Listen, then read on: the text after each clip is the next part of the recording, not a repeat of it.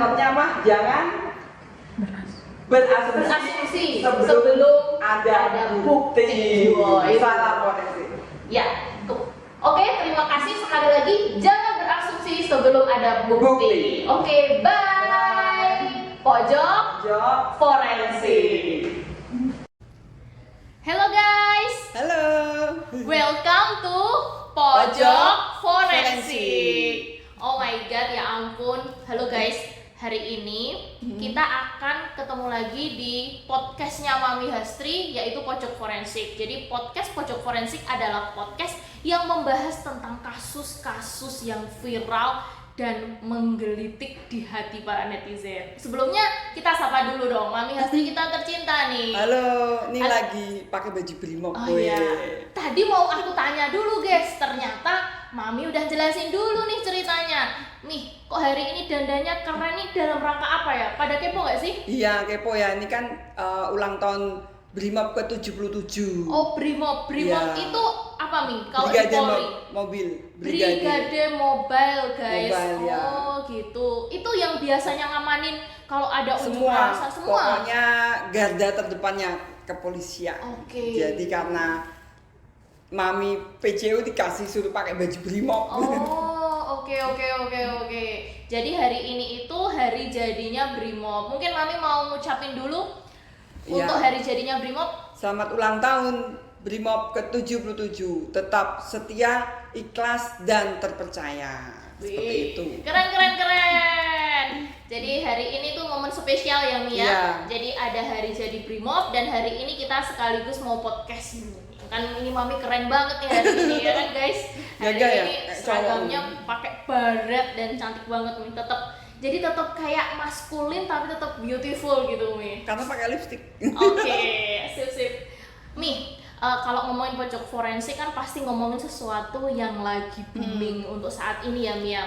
Jadi ada beberapa waktu yang lalu, belum lama ya Mia, masih minggu yang lalu ini masih anget-angetnya banget. Jadi ada suatu kasus temuan mayat Jenazah. ya, atau jenazah di sebuah rumah di area Kalideres di Jakarta. Dan semua keluarganya itu meninggal. Iya, Nah, 4 orang. 4 orangnya meninggal. Nah, buat teman-teman ini cuplikan tayangannya untuk kasus tersebut.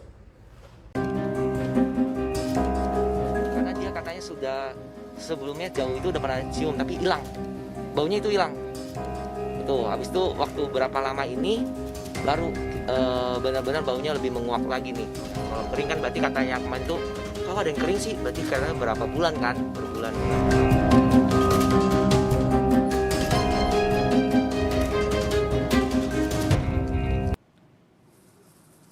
Saat ini polisi telah memeriksa 6 orang saksi untuk mencari penyebab kematian satu keluarga di Kalideres. Polisi juga telah melakukan olah TKP dan mengumpulkan sejumlah barang bukti di rumah korban. Dari hasil otopsi jenazah di Rumah Sakit Polri diduga keempat korban tewas karena mengalami dehidrasi sebab tidak mendapatkan asupan makanan dan minuman cukup lama.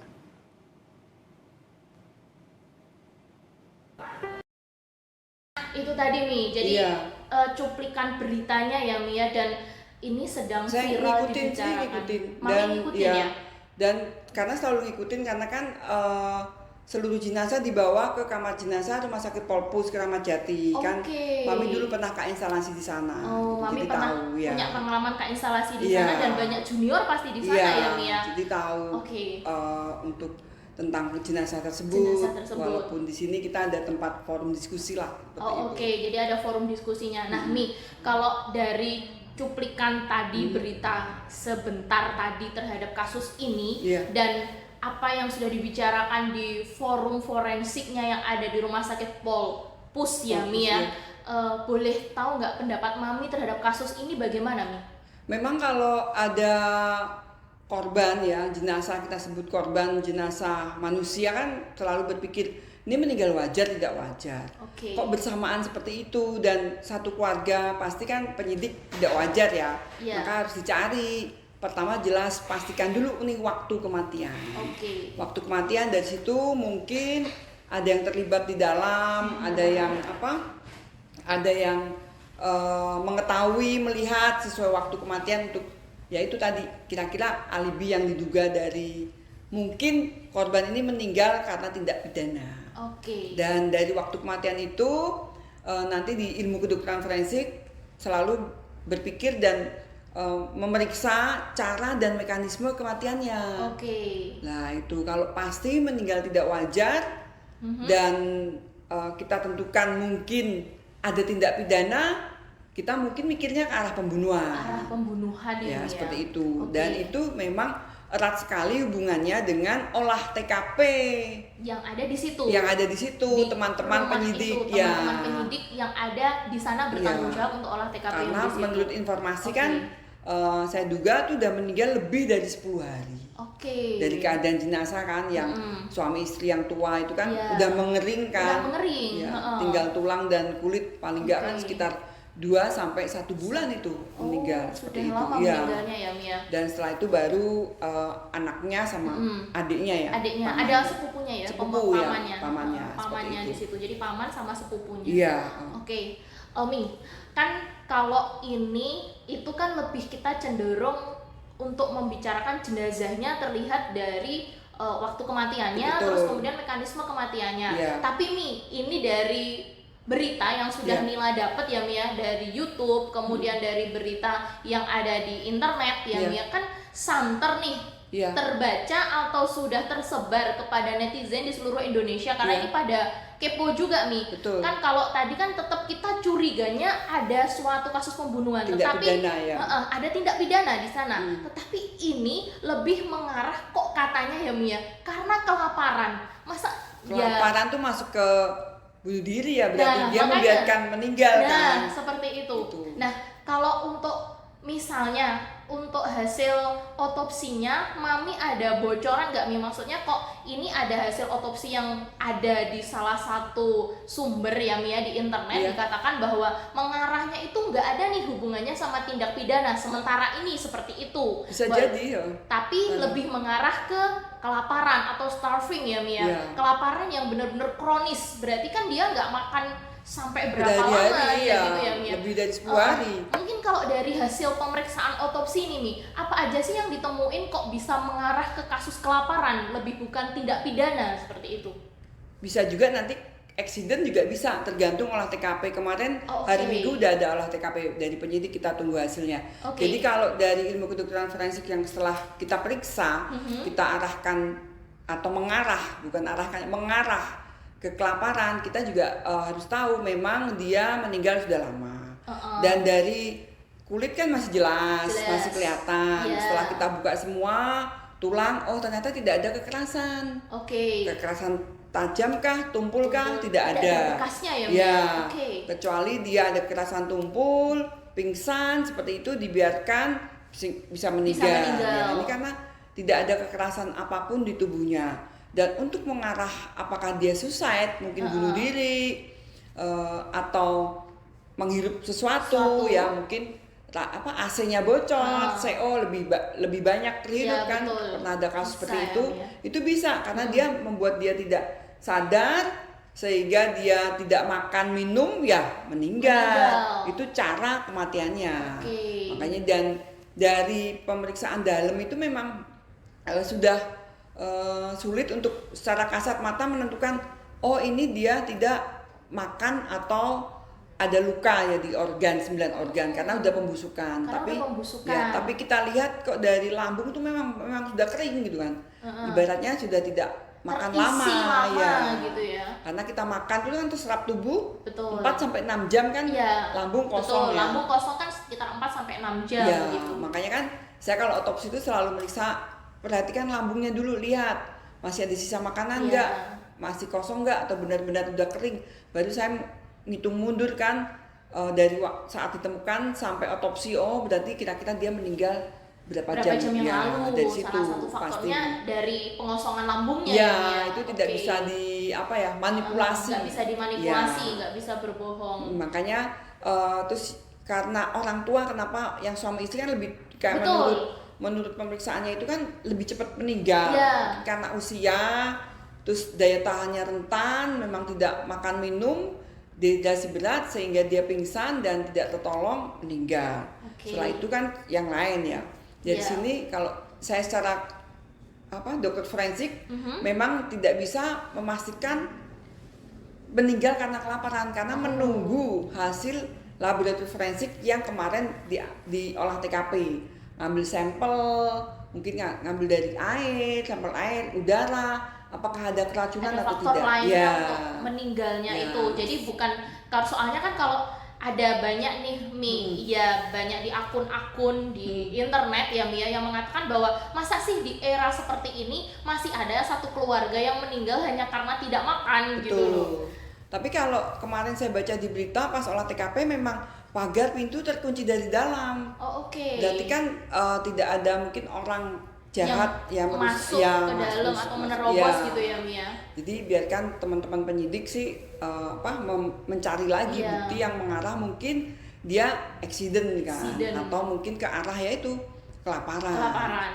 Dan kalau kelaparan ya penyidik yang tahu apakah benar di rumahnya ada makanan atau tidak. Ya. Oh iya, karena kita harus tahu juga dari olah TKP-nya apakah memang ada stok makanan atau enggak ya Mia. Jadi intinya dari ilmu kedokteran forensik pemeriksaannya itu waktu kematian jelas dan cara dan mekanisme kematian jelas kalau tidak ada kekerasan sama sekali dan semua bagian tubuh yang masih bisa diperiksa kita kirim ke laboratorium forensik, kita periksa jaringannya atau patologi anatomi sama toksikologinya diusahakan biar jelas kan selalu kita bilang kan semua itu harus ada buktinya. Betul. Harus ada sainsnya, basic sainsnya teman-teman kalau forensik itu. Ya miris banget sih kalau dibilang kok meninggal karena kelaparan gitu kan di era seperti ini ya Mia. Kecuali memang kita di era dulu memang susah untuk cari makan ya Mia. Kalau saya berpikirnya memang mungkin ada masalah ya kalau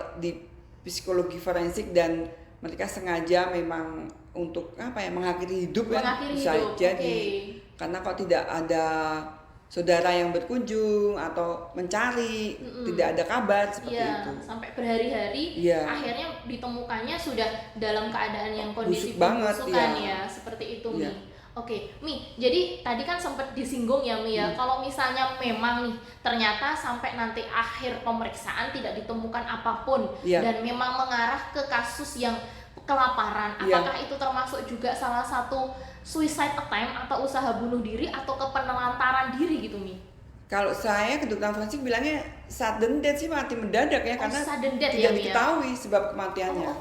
Itu aja karena memang sulit ya, tapi kalau di TKP memang tidak ketemu apa-apa, bahkan tidak ada makanan, tidak ada racun, tidak ada sesuatu ya nggak apa-apa kalau dia berusaha memang mereka mengakhiri hidupnya dengan cara menelantarkan diri untuk tidak makan seperti itu.